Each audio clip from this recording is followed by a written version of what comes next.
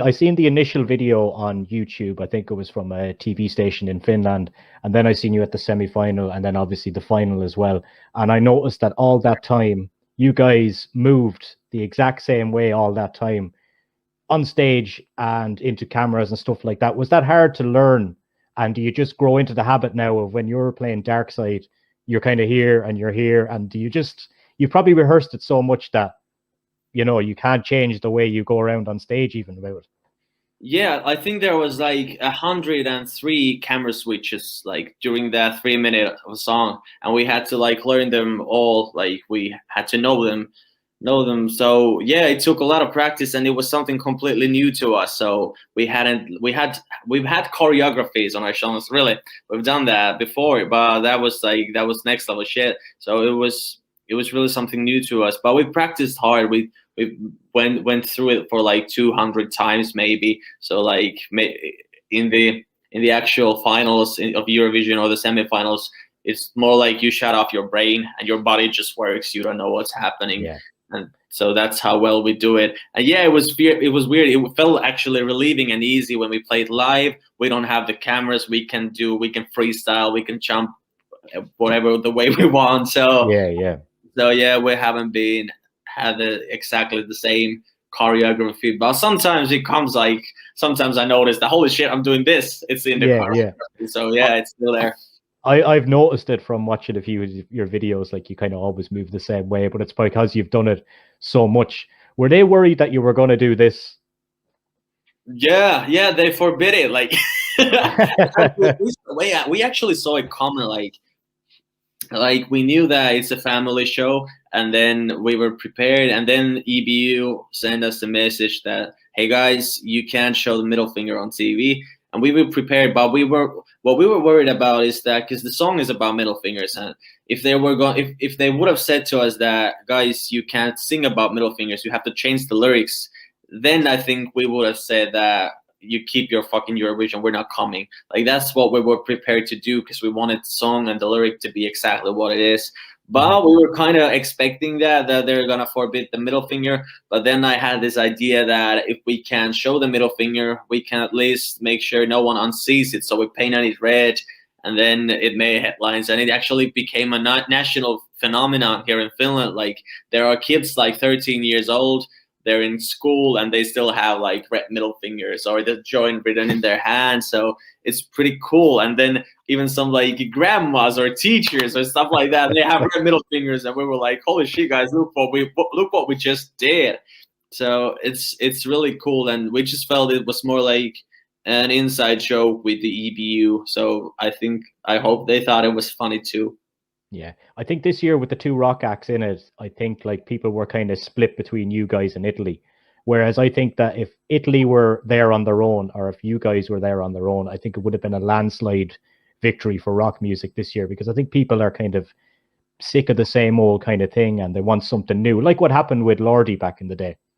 Yeah, definitely. It was a year of rock in Eurovision, and that's a good thing. And we didn't really care about like who's gonna win, like Italy or us or whoever. Like we were hoping that rock music would stand out from the show, and I really think it did.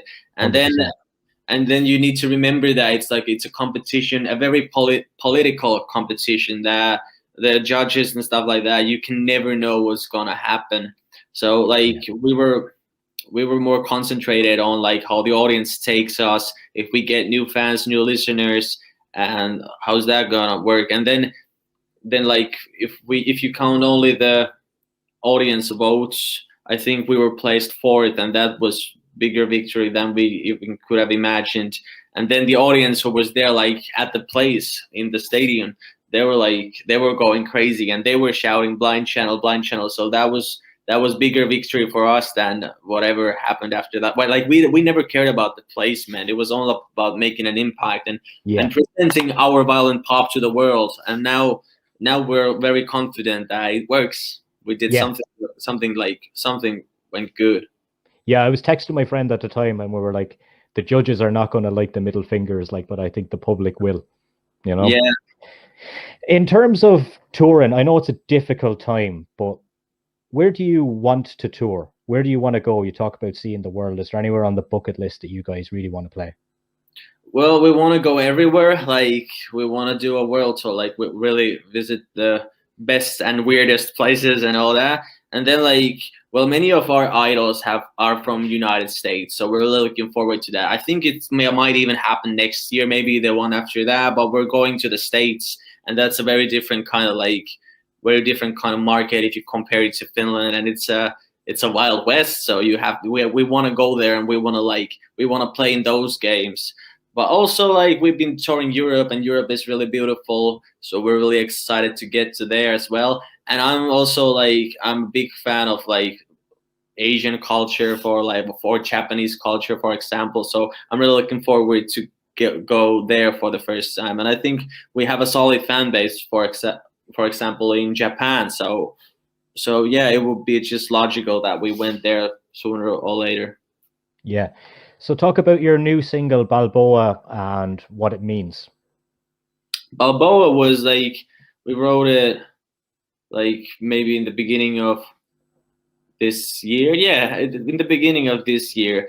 And it was also like, it was in the middle of the Eurovision madness and all that. And then like what people don't see about us, they see us getting more successful and successful every day, but they don't see how like that 99 things don't work. 99 things like go wrong, so the one can go right, and that's what takes us forward. But they don't see that, like, and we've been pressed down like for years in the Finnish music business, and like I can't even count how many people from the industry have said us that, guys, you're never gonna make it, or that's never gonna be a thing. Well and pop is never gonna be anything, and we just refuse to listen. And then we we were watching Rocky movies, and then there's this line that you need to like it. It doesn't matter how hard you can hit, but it's only the number you hit so you can take, or it's something like that. And then, which felt like that's a true underdog speaking, and we wanted to make an anthem for all the underdogs that, like, every time you hit the ground, you just gotta get up, and the more times you get up, the more successful you get, and that's kind of been our state of mind since the beginning, and we wanted to do a song about that. Yeah, and obviously you got a nice record deal as well with Century Media. What's the plan going forward with them? Yeah, it's going really great. Like, actually, right now the album is in mastering, and our deadline to finish, we have to have the final product, the ready album, this Friday. And I'm fucking shaking because it's been a long road, but we've been writing it for over a year and working super hard. And like now everything is so close, and you're kind of just waiting that things go wrong again, you know, the Balaboa shit. Like, you're just waiting that anything could go wrong. So we've been shaking. Like, it was mixed by Dan Lancaster. Like, we loved his work on Dark Side and Balaboa. So we do the whole album with him. And then, like, he was sending us the mixed versions last weekend, and in the night between Saturday and Sunday, we were still listening to the songs and all this shit. Is everything all right? And if we want to change anything, because he'd have to go to mastering like first thing on Monday, today. So yeah, it's just been crazy times. Yeah, before we wrap up, I have a few questions from fans that I got on Facebook in a Blind Channel community group. So I'll throw a few of them up for you. Which song or songs do you enjoy performing the most, and what is your latest musical discovery? Latest musical discovery, like, well, the songs we love to play live. Like, I really like Dark Side because it felt so easy after all that. Then our cover of Anastasia's Left Outside Alone, that's also a really, really nice one to play live. And I think I love all songs because all they have like this different.